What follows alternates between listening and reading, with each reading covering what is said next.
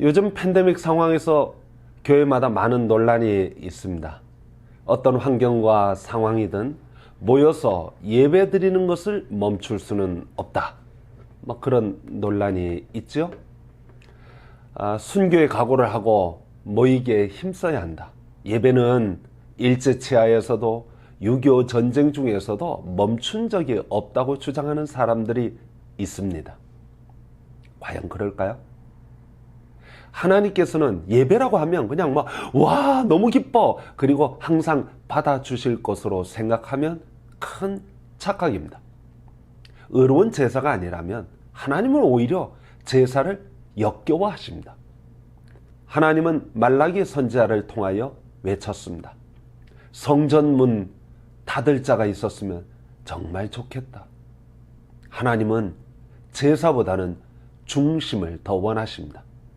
여러분, 초대교회가 성장한 요인은 결코 예배 때문이 아니었습니다. 예배에 아름다운 성가대가 있어서도 아니고 온갖 부대 시설을 갖춘 화려한 예배당 때문도 아니고 엄숙하고 경건한 예배 때문도 아닙니다. 처음 사도들이 전도할 때와는 조금 달리 기독교의 핍박이 본격적으로 시작하면서 교회는 외부인에게 개방하지 않았습니다. 초대교회 시대에 소아시아에 전해오는 문서에 따르면 집사는 교회 문 앞에 서서 불신자나 혹은 의심스러운 자가 들어오는 것을 막았습니다. 언제 로마 군인이 쳐들어올지 모르는 상황에서 그들의 예배는 비밀리에 진행하였습니다. 예배 장소도 자주 바꾸고 모임 시간도 일정하지 않았습니다. 그들은 점조직처럼 움직이면서 로마의 감시를 피하려고 했습니다. 시간을 맞추어서 정한 장소에서 예배를 드린다거나 공개적으로 드릴 수가 없었습니다. 때로는 오랫동안 예배를 드리지 못할 때도 있었습니다. 이러한 비밀 모임 때문에 불신자들은 기독교를 오해하여 온갖 안 좋은 소문을 퍼뜨렸습니다. 떡과 포도주를 먹는 성찬식을 오해해서 기독교인들은 사람을 먹어, 인육을 먹어, 그렇게 악소문을 퍼뜨렸습니다. 신분을 구분하지 않고 서로 포옹하고 입맞춤으로 인사한다고 해서 음란한 행위를 하는 집단이라고 오해하였습니다. 그러므로 그들이 성장할 수 있었던 요인은 예배가 아니었습니다. 오히려 예배는 성장의 걸림돌처럼 보일 때가 많았습니다. 초대교회가 성장할 수 있었던 가장 큰 이유는 믿는 성도들이 철저하게 하나님 말씀을 실천하였던 데 있었습니다. 그들은 입으로 전도할 수 없었기 때문에 삶으로 전도할 수밖에 없었습니다. 고난을 대하는 태도, 환경을 대하는 태도에서 불신자들과 전혀 다른 모습을 보이는 것입니다. 한마디로 입으로 고백하는 믿음이 아니라 삶으로 고백하는 믿음 생활을 했습니다. 그들은 불신자들과 친밀한 관계를 가졌습니다. 초대교회 전도의 대부분은 불신자들과 쌓은 우정에서 출발합니다. 그들은 불신자들이 우상을 숭배하고 죄를 범한다고 해서 손가락질하지 않았습니다. 오히려 그들을 사랑하였고 그들이 어려운 처지에 빠지면 기꺼이 나서서 도와주었습니다. 초대교회는 상부상조를 실천하면서 궁핍한 사람을 돕는 공동기금을 운영했습니다. 기록에 따르면 그리스도인 가족 하나가 굶주림에 처하면 그리스도인 공동체 전부가 며칠간 금식을 해서 그 가족에게 필요한 음식을 모아 주었다고 합니다. 교인이 죽으면 격식을 갖춘 장례를 무료로 제공했다는 기록도 있습니다. 그들의 공동체는 말과 혀로만 사랑하는 것이 아니라 행함과 진실함으로 사랑하였습니다. 로마 시대 서기 165년부터 166년경에 메소포타미아에서 시작하여 로마로 퍼진 전염병이 있었는데 그걸 안토니우스 역병이라고 합니다. 이 전염병이 정확히 어떤 병인지는 알 수 없지만 한창 병이 유행할 땐 하루에 2,000명씩 죽었다고 합니다.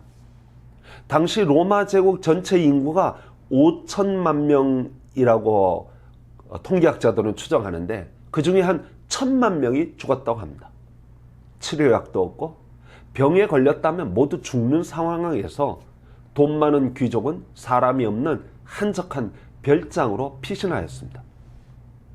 그때 기독교인들은 환자들을 찾아다니며 물과 먹을 것을 주었습니다. 위험을 무릅쓰고 환자들을 간호하고 돌본 그리스도의 헌신은 불신사회에 큰 영향을 끼쳤습니다. 조롱하고 비웃던 기독교의 참모습을 보게 된 것입니다. 사회적인 혼란과 억압, 기득권층과 가난한 자들의 빈부격차, 삶의 가치를 손상하는 이방 종교의 사상이 범람하는 그 시대, 그리스도인은 올바른 삶의 길이 무엇인지 제시했습니다. 그들은 예수를 따르는 자로서 예수를 닮은 삶을 살았습니다. 초대 교부요 순교자인 저스틴은 이런 기록을 남겼습니다. 전에는 부와 재산을 늘리는 일에 큰 기쁨을 느꼈던 우리가 이제는 가진 것을 공동기금으로 모으고 필요한 사람들과 함께 나누고 있습니다. 전에는 서로 증오하고 죽이며 다른 족속의 사람과는 풍습이 다르다고 절대로 상종도 하지 않았던 우리가 이제는 그리스도께서 나타내 보이신 그분의 공정하신 명령을 따라 함께 살면서 원수를 위하여 기도함은 이방인도 우리처럼 그리스도께서 주신 좋은 소망을 함께 나누기 위함입니다. 4세기 초에 히폴리투스 캐논에는 이렇게 쓰여 있습니다. 그리스도인들의 삶은 자신들뿐만 아니라 이방인들도 따라하고 그들도 결국 그리스도인이 될 수 있도록 빛의 모범이 되어야 합니다. 그렇게 기록하고 있습니다. 결론적으로 초대교회는 형식으로 시간의 어떤 정한 장소에서 드리는 예배에 역점을 둔 것이 아니라 삶으로 드리는 예배에 초점을 맞추었습니다. 그리고 불신자들과 거리를 두고 그들을 손가락질하고 멸시하는 것이 아니라 불신자들에게 다가가 우정을 나누고 사랑을 나누고 섬기고 돌봐줌으로써 그들이 성장할 수 있었습니다. 오늘날 교회는 불신 사회를 향하여 거대한 장벽을 세워놓고 예수 믿는 사람들끼리만 자기들끼리만 교제하고 나누고 좋다고 사랑을 하고 있습니다.